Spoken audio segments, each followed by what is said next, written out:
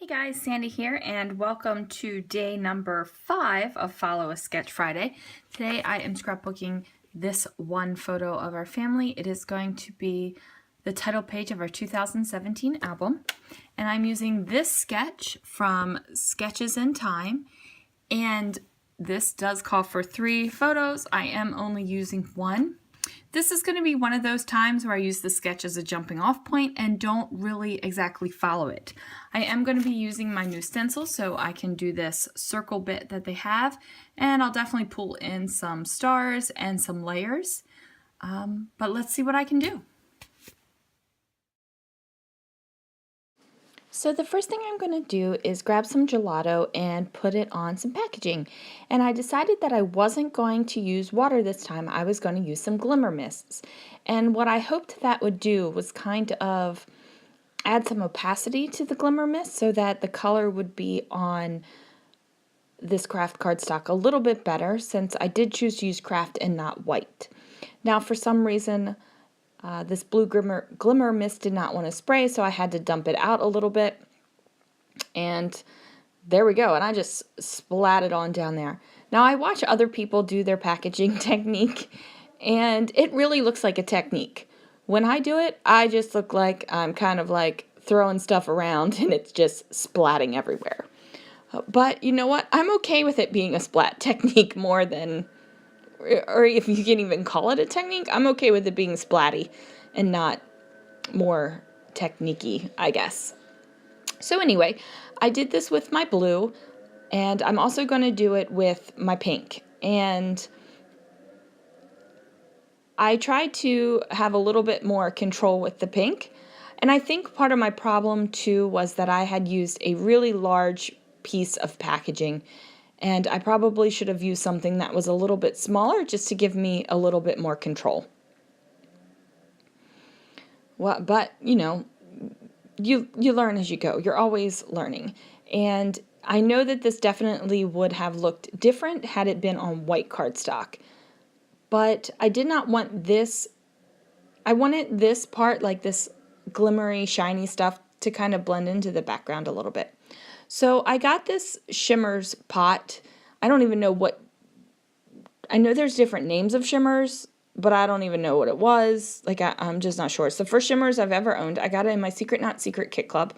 And I just decided to drop a rub-on stick into it and kind of splatter the gold around. And I just wanted that little bit of extra shine because I really love the way that gold is on craft. Like it makes me happy. So I wanted to add that little bit in. Now here's where I moved to a smaller package and added more pink. And yes, that is me warming up my fingers with my heat tool because my hands get really cold, and this heat tool is lovely.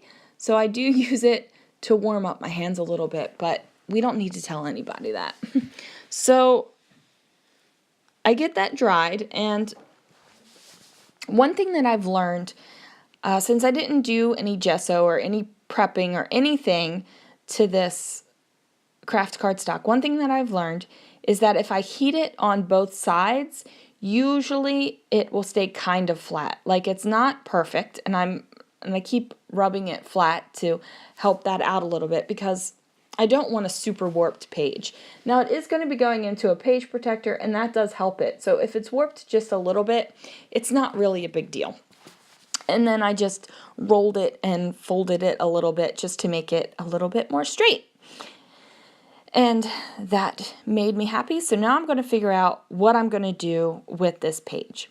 I have this one photo of us, and it was taken in March of 2017, and we are either at Disney or getting ready to go to Disney.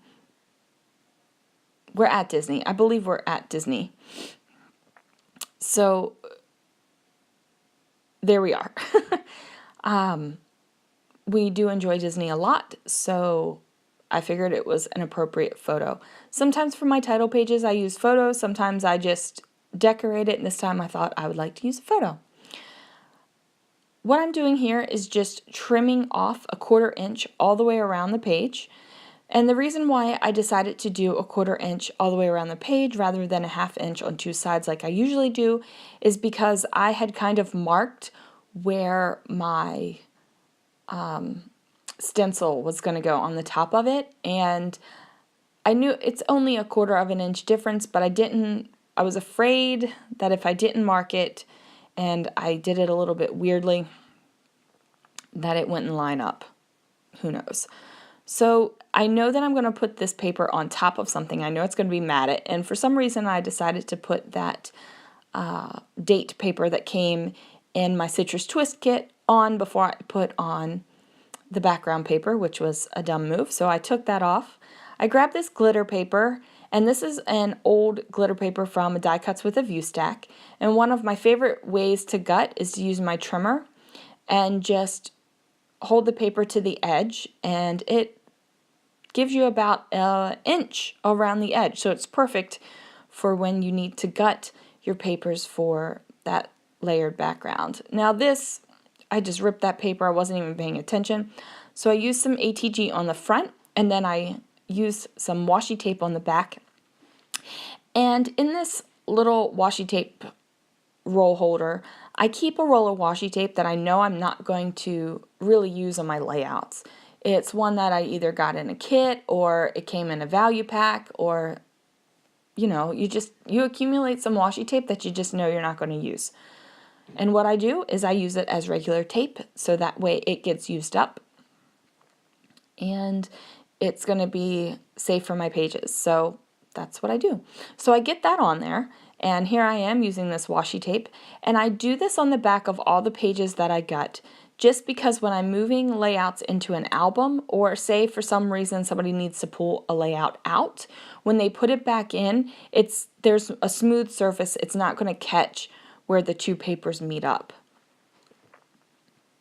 So now I'm just getting this here on top, and as you can see, I covered up a lot of that splatty stuff that I put down, and I'm okay with that. At this point, I was thinking I was going to splat some on the top as well, but later on I decide not to because my paper choice changes. Now what I do decide to do is mat this on the glitter cardstock, because I do have this shimmery feeling going on the craft, and then I have the glitter cardstock on the background, and I wanted to bring up that sparkle to the forefront of the page as well. And this kind of corally glitter paper really goes great with this calendar paper that came in my Citrus Twist kit. Now I'm thinking I'm going to be bringing in some blues. Like I'm going to pull the colors out of our clothing, which is not something I do a lot consciously, is pull colors that I'm going to scrapbook with out of the photos. But this time it was a conscious decision. And what had happened while I'm flipping through papers here, I found this paper that I had just purchased from Blue Moon Scrapbooking, and I was like, oh, I like this. This will work. So I got rid of the idea of using the navy blue, which meant that I wasn't going to be using my navy blue Bow Bunny glitter paste anymore. I decided to go with the black glitter paste because of the black background in this floral paper. So I went ahead and cut out a nice box out of that paper and layered it up. And I'm like, yes, I'm liking this. I like the colors. It's feeling good to me. So now I just have to get a couple more layers in there. I need something. I want something that my photo can kind of rest on, and I also need a little bit more paper between the photo and the floral paper. So I'm kind of flipping through my stash, trying to figure out what I'm going to use, and I'm just trying to figure this out. Like, I know I have stuff that matches this paper. I mean, who doesn't? So I pull out this sticker sheet, and this is a Bow Bunny sticker sheet, and I'm going to use this green one with the little striped. I was thinking about the yellow for a second because there are very small amounts of yellow in that pattern paper, but I decided to go with the green instead.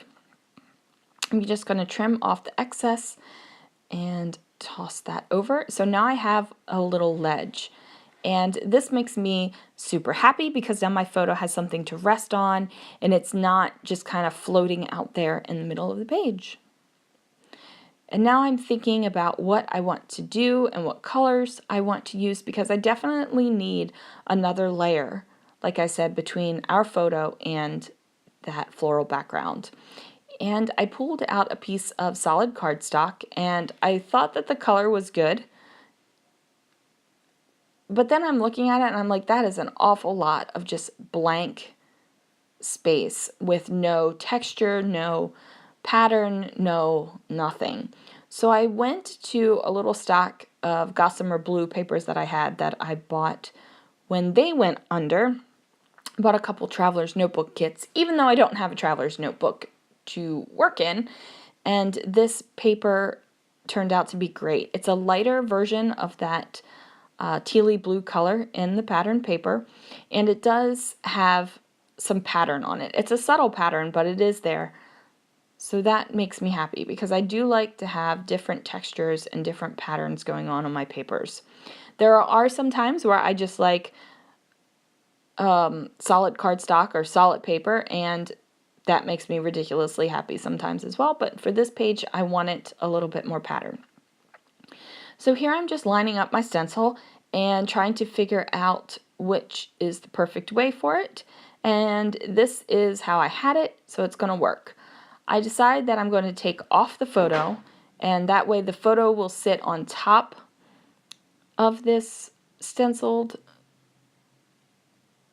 because I'm putting glitter paste. So the photo will sit on top of the glitter paste, but the glitter paste will be on top of the papers, if that makes sense to you.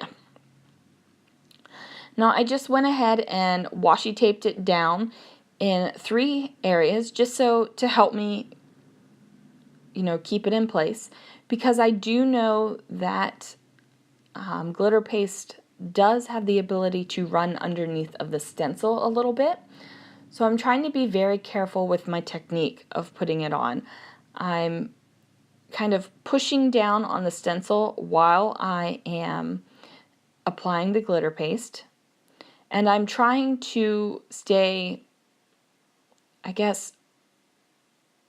trying to not use my palette knife in a way that would push the glitter paste underneath of the stencil, if that makes sense. Now, a bit of warning. Glitter paste does not like to come off of stencils very easily. So as soon as I was finished with this, when I took the stencil off, I immediately went to the sink, and a lot of the glitter paste was already dried because of right there. See how I just kind of removed the excess? So a lot of it was already dried. Now what I did do was take a paper towel, a wet paper towel, and run it under the faucet and kind of scrub off the glitter paste residue off of my stencil. What that does is leaves like mini scratches in your stencil because the glitter paste obviously has a texture to it. So if you are super concerned about your stencils and you want to keep them pristine and you don't want them scratched, I would suggest not using glitter paste and maybe using ink instead, or even paint, like a Dilutions or something like that. Just if you might be nervous about it. So I am wrapping this up, and then I'm going to lift it up very carefully because I don't want to shift it, because shifting the stencil over top of your paper will also cause your medium to kind of squishy out all over the place. I'm just wiping off that cheap little palette knife. As you can see, I've used glitter paste on it before and it does have some still on it. So I pull that off and there it is. Now I'm going to go clean it off. Now I'm coming back and just figuring out where I want my photo. And I get a phone call and get interrupted. So I'm going to come back in real time and talk to you about what I'm doing with this layout. And I'm just touching it ever so slightly to make sure that it's actually dry, because even though I've applied a heat gun to it, it makes me a little bit nervous.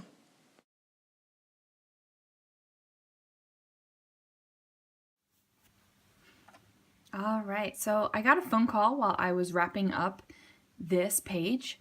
So while I was talking on the phone, I finished it. The only thing I did was add some of these puffy hearts that come from Michael's, the Recollections collection. And I added them along the edges of my glitter paste circle. And then I went and got some Heidi Swapp Black Velvet Color Shine, and I just did some splatters along the circle, just so it wasn't just like this big black circle and nothing else. And these little splatters help it kind of feel like it's meant to be there on the page. And then I added these Fancy Pants Sweet Nothing Puffy Alpha stickers. I added these numbers just for 2017, since this is going to be the title page of our album. And there it is, guys. Thanks so much for watching. I hope you enjoyed this. Join me tomorrow for another Follow a Sketch February, and I'll see you later.